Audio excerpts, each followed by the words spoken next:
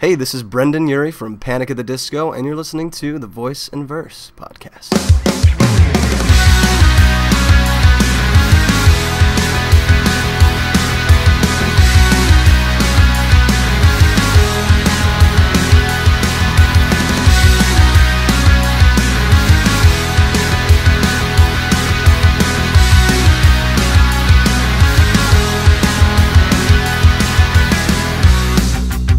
Hello and welcome to another episode of the Voice and Verse podcast. I'm your host, Evan Lucy, taking you through the stories behind your favorite songs. This week I am joined by Mr. Brendon Urie from Panic at the Disco. Panic at the Disco formed back in 2004 when four high school friends from Las Vegas got together, started writing songs, and quickly caught the ear of Fall Out Boy's Pete Wentz. Pete signed them to his Fueled by Ramen imprint, and the group's debut album, 2005's A Fever You Can't Sweat Out, became an overnight sensation, selling more than 2 million copies worldwide thanks to the hit single, I Write Sins, Not Tragedies. The group followed that up with 2008's Pretty Odd, a retro rock record inspired by 60s groups like the Beatles and the Kinks. After losing two members, Panic re-emerged in 2011, armed with a more streamlined sound and their third album, Vices and Virtues. The group's new album, Too Weird to Live, Too Rare to Die, hit stores last October and was met with massive critical and commercial acclaim alike. I caught up with Brendon backstage at Rams Head Live in Baltimore, Maryland to talk about writing a song with Rivers Cuomo from Weezer and how an unlikely love inspired the very first song he ever wrote. Stick around until after the show, you can find out how to win a poster signed by Brendon himself, but until then, I hope you enjoy this chat.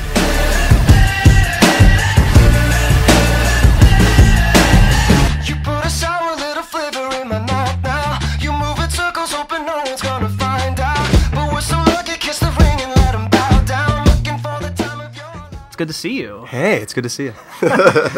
Congrats on the record. Thank you. It's been doing really, really well. Yeah, it's been exciting. I love it. I love this time. Debuted at number 2. Yeah. Now, was there a moment before the record came out you're like, oh, is it? I don't know if anybody's going to buy this. Like, There's always that moment. Every Yeah. record, you're like, you don't know, you know? Yeah. You envision it as big as you can, but then the reality kicks in, and it could be great, it could be just... it's so detrimental sometimes to your ego. You're just like, oh, damn it. But yeah, this was amazing so far. you just have to beat Miley next time. I just have to be Miley.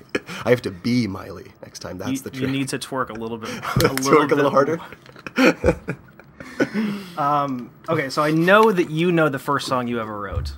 Yes. But I don't think a lot of people know this, so I would like you to tell the story I again. would love to. I was, I think I was like 10 years old, and I just got, well, actually, I hadn't gotten my first guitar yet, but my family always had instruments in the house, so I piddle around on the piano, and I picked up my mom's acoustic guitar and was just like figuring out on my own what notes matched and how they correlated together, and I wrote a song. I was listening to a lot of rock, listening to a lot of System of a Down, and I just wanted to write stuff that was true to me, and I wrote a song called Chicken Taquito.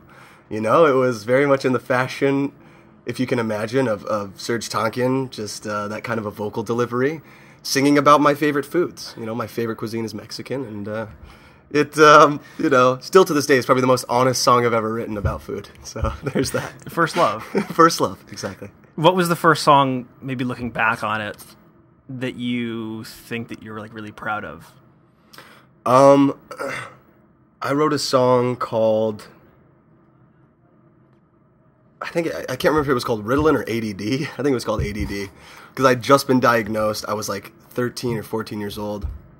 And a year previous to this song being written, I was diagnosed with ADHD. And I was always just like, you know what, whatever can get me drugs. I just want to take pills. That sounds great, you know? So I think, yeah, I didn't care. I was like, whatever. But I wanted to write a song about it. And it ended up kind of sounding like what I was listening to at the time was just like punk, you know, Refused and like a bunch of that stuff. And it ended up sounding a lot similar to that type of music. And I was really proud of that. I was playing with these 3 other guys that were all going to the same high school as me. And we were nothing serious. We were trying to, but it was just like getting together and writing songs together. And that was like some of my first practice. That was like the second band I was in where we wrote songs together instead of just jamming other people's songs. And that was important. Who were the artists that made you like want to write songs? Oh, man. You said your parents were musicians too? Yeah, my mom plays piano really well. She can actually read music. She tried to teach me to read music, and I was just, maybe that is my ADHD. I just couldn't sit there long enough to like really give a shit about it. I was like, I can't do this. But yeah, my dad plays guitar, a little bit of drums and bass, and they both sing really, really well. They always sing in the church choir and stuff. So yeah, they were always musical, and the stuff that they would play were always songwriters, because my mom loved Frank Sinatra, Billy Joel, just some of the most amazing American songwriters. And so that was the first stuff I was really introduced to where I liked it. I don't think I had a big songwriting appreciation for it, though, until later on, when I was like 16. But when I was a kid, they were just so catchy. Like every tune, the Beatles, my dad, it's like the first album I heard from the Beatles was Help, which is kind of a strange one, but I loved that song. I loved Ringo's version of country songs. I loved all of the stuff, and I would just dance around the living room, like having a blast. And it really had an impact on me, and so that I could appreciate the songwriting later in life. But yeah, it was like, Billy Joel, Sinatra, and all that stuff. So then you join Panic, and things kind of accelerate. You go into the studio with Matt Squire, who's known for being this guy who's just going to tear your songs apart and be like, I like the bridge, write me a new chorus in 10 minutes and come back. Mm-hmm. What did you learn as a young band or as a young songwriter about like the process from somebody like that? We learned a big piece of our work ethic, which we still use today. It was crazy because we only had like 6-7 songs maybe when we got into the studio, and they weren't even fully finished. When we got there, we were so green to everything. Yeah. When we got to College Park, Maryland, we got to the studio. The outer studio was okay. We walked in, we're like, wow, so this is a recording studio. Then we go into his room, and it's like it was the smaller of any of the studios. The back room where we would go write choruses was real shitty and run down. Like, no one was taking care of it. It was all a bunch of dudes, like, that were in there previously. And there was just, like, boxes of porn, like, magazine, you know what I mean? Like, that was a thing still. And the apartment we were staying at, where we actually wrote a lot, was one room. It was this little studio, about the size of this room, actually, this dressing room. And there were three beds. One was a bunk bed. And the first day we got there, our swamp cooler flooded the whole room. So we had to jump from bed to bed to get around the room. And the kitchen, something was wrong with the pilot light, so it would take a while to get kicked in. And we only were able to cook meals a little bit. So we would just like eat Pop-Tarts and like dry ramen noodles, just like chew on it a little bit. It was pretty shitty. But that was just really cool to go from being teenagers and, your family's looking after you, to go into just be thrust into this world of like, all right, take care of yourselves, and now you have to accomplish something you've never done before. You have to work as hard or harder than you ever have in your life. But it was a blast. Like every day, even when we got frustrated, at the end of the day, we would just like all be so stoked to be in that situation. It was amazing. I mean, just doing all of that stuff. So you had a lot of success right out of the gate with the song I Write Sins Not Tragedies. Yeah. What do you remember about the way that song came about? That song came about, Ryan was writing most of the lyrics at the time. And he would come to us with, usually how it happened, he would come to us with like a verse melody that he had put together from his lyrics.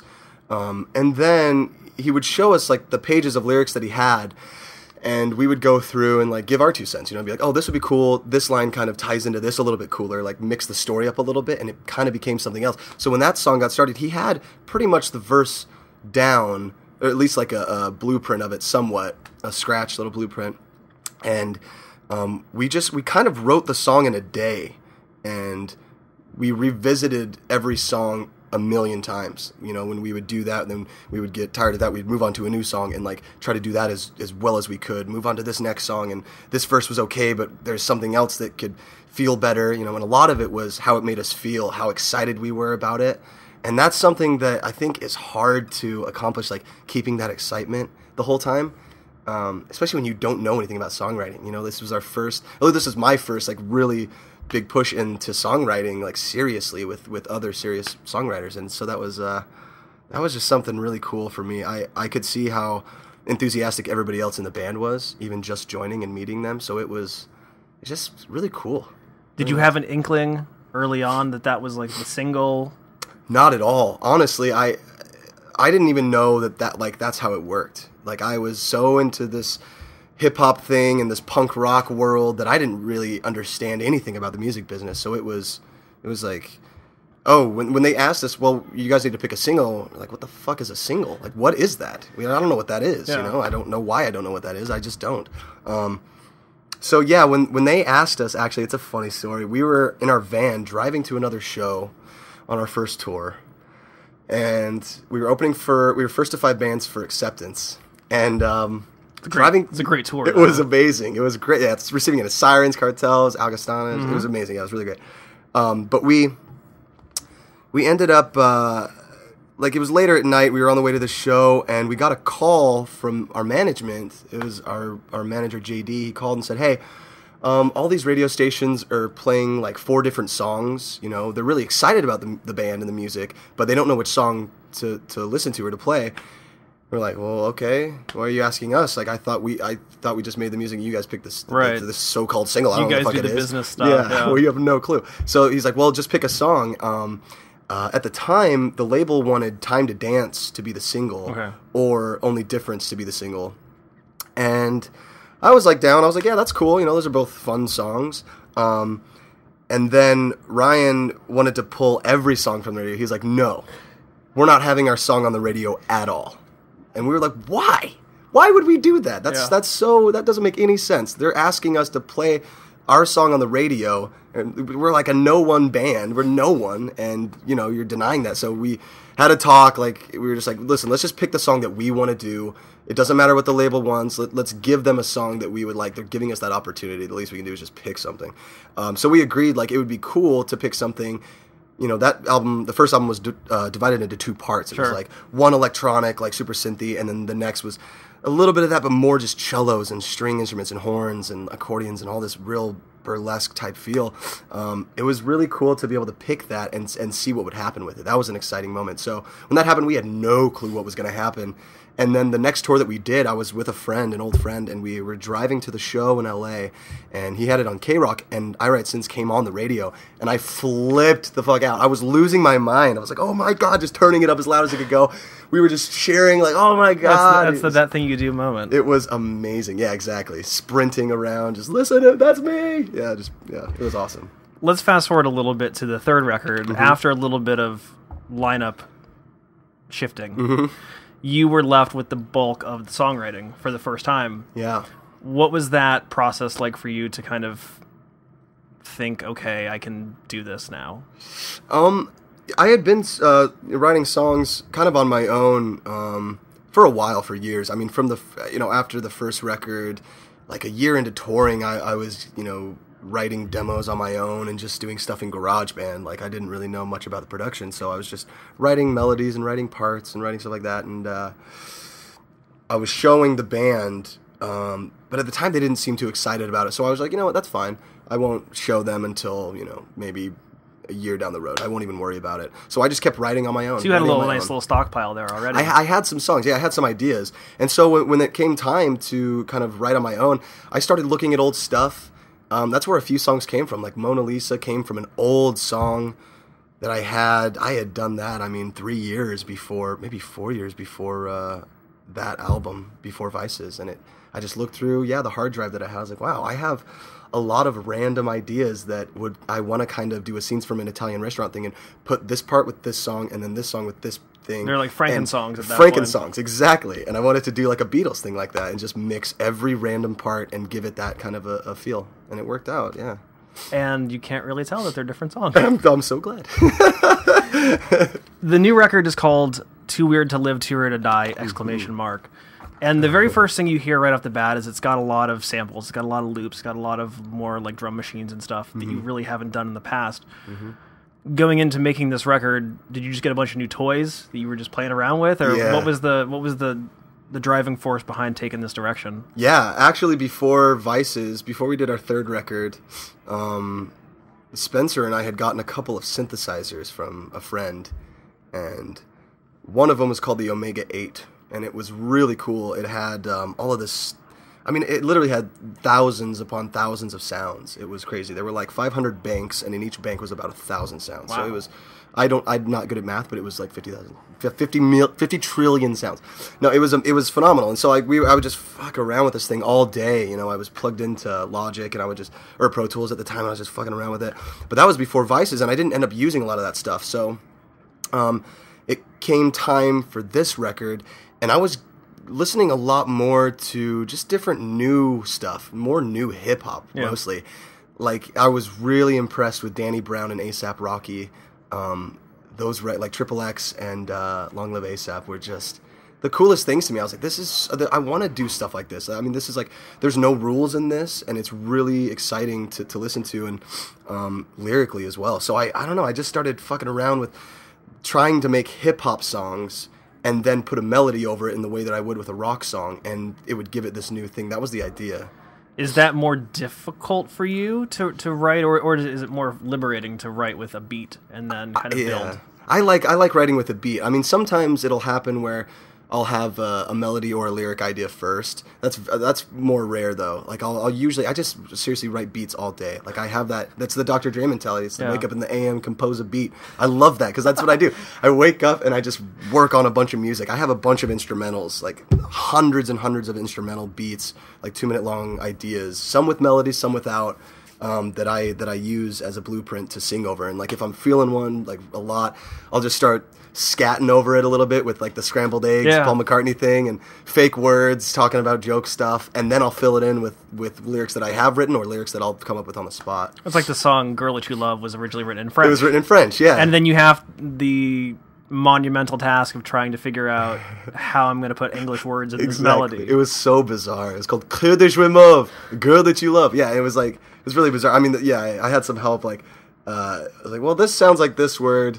Let's see, if that sparks anything. And it'd have to be like an adjective to describe something, and then that would spark up a sentence. And it was a kind of a tedious process with that stuff, but I love that. It was new. It was a new thing. I hadn't done it before. So when you write in this new way, where the focus is less on guitar and more on just samples and synthesizers and stuff, do you think about the way that's going to translate to the live show, or do you just like the record's going to be around forever? This is the document here. No, after the second record, I mean, on the second record there was a lot of bickering and like discussion or arguing discussions of whether or not it should be conducive to a live show, like big song, like fun, fast stuff, make it exciting and just high tempo, high energy. Which didn't happen. We wrote, like some somber tunes, which were still beautiful. Very proud of that record, but ended up not doing that. So, yeah, since Vices and this album, that was very much a conscious thing. I mean, it was always in the back of my mind, writing something. I'm like, I want it to sound big because I love interpreting it in a way live because it brings a new energy to it and a new face to that song that you couldn't do just listening to it. I mean, you could, use your imagination, and that's beautiful to listen to a song and feel something. But to be able to watch something with that feel combined, it just creates this new sensation. And that was very much a conscious effort. And there's a cool wrinkle because you're a rock band. Yeah. So it's like you're a rock band playing dance-inspired music. So it gives it that edge that's just not, you're just going to not go up there and hit and play on an iPad and going for it. Yeah, I wish we had 80 people on stage to play every instrument, every track that we have on the songs, but yeah, we do it as well as we can, and I love it. I love being able to do that. It definitely brings a new energy to the live show. Let's talk about Miss Jackson. Yeah. How did you begin to write Miss Jackson?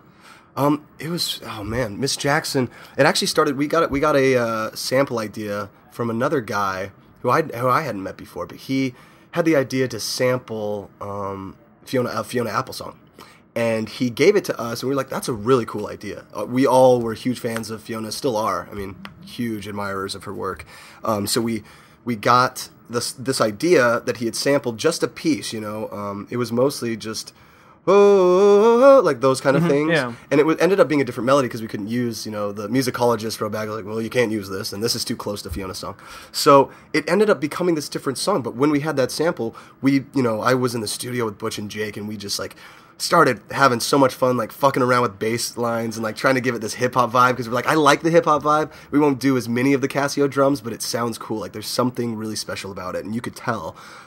So when we got Lola was like the last part, the piece of it, because we had these other whoa whoa whoa parts that we had to build and kind of renew in a way, and it was just fun. And the verse came about, Butch had started the melody. He was like, and then from that he was like, there's something there. And then I was like, okay, give me like 10 minutes. And that was the fastest I've ever written lyrics, really? Honestly. It was really bizarre. I was like so inspired at that moment. I was like, this is really exciting. There's something really great about it. So I went back to the back room where the pinball machine is, and I just typed for 10 minutes, just like, it just kind of came out like just brain diarrhea. It was just like, just coming out, so fast. And I got the idea. I was like, oh yeah, I know exactly what I'm talking about. And it was just this old memory, this old experience. Yeah. And I wanted to talk about it. I was like, this is great. And I felt so, comforted in the way that I felt so, the writing was so easy for that. I didn't feel like I had to hold back in any way, being honest with it. So yeah, it just kind of came out that way. And then the Miss Jackson part didn't come out until a little bit later, like a week. You tried later. a few other names. Tried a few other names, yeah. It's like that classic story about McCartney writing Eleanor Rigby. She had like 3 names before he settled on Eleanor Rigby. I'm so glad. And one of them was just like a made up name that was just like syllables, like a scrambled eggs type thing. Exactly. You just work until you find something that just like feels that clicks. That feels right. Exactly. On this record, there are so many things, like you said, you wish you could have 80 people on stage playing all the parts. How do you know when a song is done? Do you have to physically just like tear yourself away from it? I think you do. A lot of times I want to keep working on a song, but most of the time when you record all of the ideas, what I like to do now in the last couple years is, especially when I demo, when I have something demoed, it is just tracks of stuff, and I will go through, and this is like days of work. Well, I will just go through and take stuff out. The less is more mentality. I love doing that now because it gives me just carte blanche to just write something and put it in, and then not think twice about it. Just like, okay, here's a part. I have a melody. Put it in there, and then mute it. Okay, here's another part. Let's see how that works. And then put them all together, just kitchen sink it, and then go through and one by one listen to the stuff, and then take that out and see what the drums sound like with just a vocal, and see how that sounds with that. And I love doing that. It kind of gives it a more power behind the song. And your music laboratory is right next to your bedroom. So in the middle of the night, you can wake up and be like, yeah, I'm inspired. I need to go do this. Like, I'll wake up super early, like 7 a.m., 8 a.m. That's super early for me, by the way. I know some people wake up like 4 in the Sometimes I text you and I'm like, oh, I don't even know if he's awake yet. It's like, I'm probably It's like noon East Coast time. He's probably asleep. I'll just wait till like 3. I'm probably awake. I go to bed super late, wake up early. But yeah, it's pretty convenient because I do have that room right next to the bedroom. I'll wake up and just, feed the dogs, run back up to the room and just write. I'll just be in there for hours. Do you write a lot? Do you have a lot of like voice memos in your phone? Oh my God, so many. Yeah, I do. I mean, have you ever thought, in the past, maybe before you had an iPhone, like, I'll remember this. Oh my God. And then you. Yes, this was a problem too. Like, I've gotten a lot better at recording myself. Oh my God, I got so mad one time. Recently, I've been really good about recording ideas that I have just on the spot, because a few times I've had a melody going to bed. That'll, and that's really when some shit happens, like late at night, right. And it's in that moment where you're just kind of delirious, but something's kind of great. And a lot of times I've been too lazy, and I'm just like, I'll remember that when I wake up, because I'm, Nope. Yeah, and I wake up, and I'm like, fuck, what was that part? And I lose my mind. I get so mad, I try to gain it back in the shower, and I'm like, God damn it. So I've gotten a lot better at, like, just having my phone right next to the bed, so that when I, have something, I'll just lean over, okay, and then just fall asleep. And then you go back the next morning, and you're like, that's terrible. Yes, exactly. Yeah, a lot of times I'll go back, oh man, I was tired. Who are some songwriters that you look up to or you admire? God, I mean, just there are a lot of classic songwriters, I think, that are generations, older generations, that I really admire. Obviously, like, our second album was just an homage to the Beatles, essentially. And a lot of times, I like it as a nostalgic thing, but I think I have a lot of respect for, newer songwriters as well. Like, some really great stuff.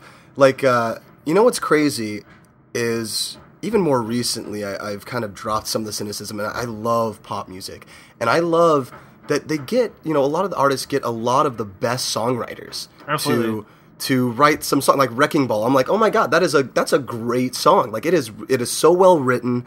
The feel is amazing. The lyrics are simple but smart, and like I don't know, it's really powerful, and to be able to do something like that, to make it that simple but hit that hard, is a really difficult thing to do. I think a lot of people take that for granted, and they just go, oh, it's just a great song. But it takes a lot of great minds to collaborate on something to make something that amazing, and I like a lot of that stuff. I mean, Butch Walker is one that, when we had the chance to work with him for the first time, I was blown away, because I've always been a big fan of his.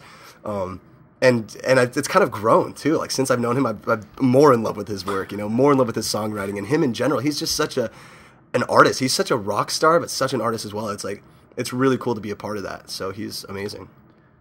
You've done a little bit of writing with other people. Yeah. So maybe one day you could be one of these like hired guns you just bring in and like. That would be wild. You have to either be Dr. Luke or Swedish. Those are like the I'd have to two be Max categories. Martin, or I'd have to, So exactly. So in the writing that you have done with other people, songwriting is a very personal thing. Yeah. How do you bring that to somebody else and still have that connection and not make it feel like you're sitting there just trying to make a product? Make it, yeah.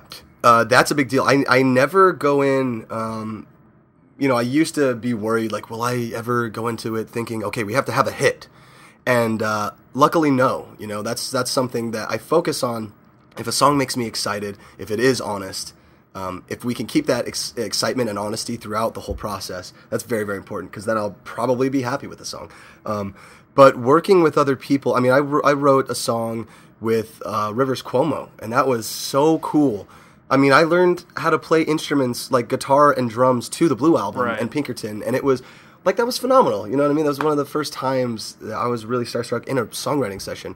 But I think, you have to go into it just bearing all and not, having a problem with feeling stupid sometimes. You'll say something, and if everybody's like, nah, and they just leave it alone, you go, okay, cool. And then you have to move on. You can't be precious about stuff. You can't really be married to an idea. Unless you know it's great, and then you fight for it. And then even then, you've got other people, other opinions to tell you. And I really like that. It took a while for me, though, to drop my guard. Definitely. When we were working on Vices, we did a couple songs with John Feldman. And he's such a character. I love that guy. He's such a ball of energy. But he was really great at opening me up a little bit, because I think I was so just, apprehensive to the whole process of songwriting and, with other people. And he opened up and just was like, no, man, just whatever you say. And he would never make fun. He would just be like, no, I don't think it's good enough. What else do you have? And he would just be very business about it. I was like, okay, that's okay. And it didn't hurt my feelings. And I understood, okay, this is why it's great to do this, to not be so precious about something. And that was a big learning experience for me. Especially with Rivers, who's somebody who has famously studied like the formula of pop songwriting. And he has some huge hits to show for it. Yeah. When you get in that room with him, and was it an idea that you brought or that he had, or it was an idea that I had. I knew I shouldn't go empty-handed, and I only had a couple ideas, and I was like, fuck. So I woke up early that morning, and I was like, what else can I write? And I just started writing other stuff. I was like, oh damn it, that's not good enough. So I didn't show him the ones that I wrote that morning, but I had one that I was sitting on for about a week. It was called something 60s drums or something, just like because the sound in it. Right. But it ended up being called Freckles, and it was really cool the way that it went down. He, I showed him the idea, and he just said, "Oh, I like that. There's something about that," and that blew me away. I was like, "Oh my god, that's really flattering. That's really cool." So, we started talking about what we wanted it to be about, and he was just asking. He was like very personal, like very nice, and he was like asking me about what I was going through, if I had a girlfriend, if I was married, all this stuff. So I was like, yeah, I'm with this girl right now. I'm totally just enthralled in this world. She's fantastic, and we decided to write something about that, and it ended up really cool imagery in it, and he was really cool about it too. I like his approach to a lot of the vocal melodies. So I kind of let him take a lot of the lead, and I was like, just whatever you think, and I kind of sat back a little bit, but definitely wasn't scared to speak up. That helps. Now it just has to come out. Now it just has to see the light of day. It's in the vault somewhere. Somebody has it somewhere. Somewhere in the vault. What do you think your strengths are as a songwriter? Ooh. I've never been asked that before. That's kind of my strengths. I think my energy, definitely. I think I have a lot of nervous energy. So when I get in the studio or we're writing a song, mostly like, recently with Butch and Jake, when I get in there, I'm kind of all over the place, and I tend to, I use this as a strength, I tend to get bored pretty easily. So when we sit on an idea for longer than 5, sometimes 10 minutes, we just have to move along, and that's where Butch does the same thing, and he kind of introduced that to me too, to show that it's okay to not dwell on something. You don't have to get it right that moment, because you can revisit it, and I really, really like that idea. So I think that plays well into the process, just being able to bounce around from an idea and like, okay, we'll leave this one alone, we already recorded it, let's go over here, I have a really great guitar part, here we go, let's, and just jumping. That's the crazy thing about pop songwriting, is that you hear these songs that are huge and you go, oh, I can do that. That's easy. Right. Anybody can write a song like that. Right. And then you actually try to do it and you're like, man, this is really hard. This is hard. It is a lot. I know it sounds easy, but I think there's something about that. You know, when you hear a song and you go, that's so simple, I could have written that. That's a great thing. When you've accomplished that, that's kind of a great thing. When it's not too jazz oriented, or you're not just, pardon this phrase, but jerking off, you know what I mean? Every, musician's just sitting there piddling away and having their own solo. There's something great about that. I think it's really amazing. Where do you want to push yourself as a songwriter going forward? I think that writing with other people has really helped me change the way I write songs. And I like that. I like being able to approach it in a new way. I like being influenced by whatever somebody else brings to the table. Is you just have to be open to it, though, and I think that that helps me to keep an open mind in general, not just with the songwriting process, but just in life. You've never made the same record twice, so there's just there's never any rules. I love that. I love the rule of no rules. What advice would you have for somebody who is pursuing songwriting as a hobby or a craft, or just something that you wish that you had known maybe back when you started on this long, crazy road? You just have to not be afraid to write something really stupid that you hate. If you're excited about it at the time, then do it. Don't second guess it. I think a lot of times where I'd get stuck is I would always be second guessing myself, and that was really a detriment to the whole songwriting process. I would record a song and then go back to it and be like, oh, I don't know if it's good enough, and I would actually delete full ideas.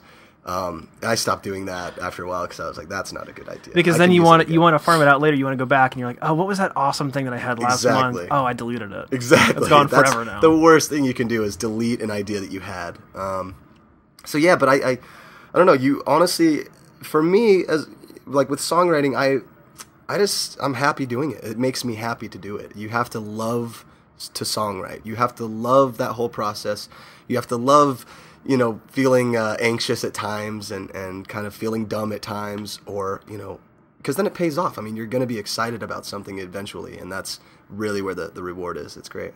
Awesome. Thanks, man. Thanks. Appreciate it. You're great. I like to hear that. Well, there you go, guys. I hope you enjoyed that chat. I want to thank Brendon for coming on the show. It's always a pleasure to speak with him. Just one of the nicest guys you could ever hope to meet, and he's always been incredibly gracious with his time. So I would like to thank him for coming on and chatting with us. If you would like to read more about Panic's new album, Too Weird to Live, Too Rare to Die, you can pick up Alternative Press issue 304 featuring Brendon on the cover. It's available for sale at altpress.com, as well as a digital version on sale at zinio.com. You can read all about the making of the band's new album and a little bit of behind-the-scenes stuff on Brendon. It was written by yours truly, so I recommend it. It's pretty good. If you would like to win a poster signed by Brendon, here is what you have to do. It's very simple. Just go to our Twitter page. That's twitter.com/voiceversepod. Twitter.com/voiceversepod. Make sure you're following us. Then look for the tweet that says, I want to win a poster signed by Brendon Urie. After you're following us, just go ahead and retweet that. I will go through and look at all the people who have retweeted that and then pick somebody at random, and that person will win a poster signed by Brendon, and the name will be announced on the next episode of the Voice and Verse podcast. As always, you can find us online at www.voiceandversepodcast.com, on Facebook at facebook.com/voiceandversepodcast, and twitter.com/voiceversepod. Subscribe on iTunes, leave us 5 stars, and then make sure to come back in 2 weeks when we uncover more of the stories behind your favorite songs. Thanks for listening, guys. We'll see you next time.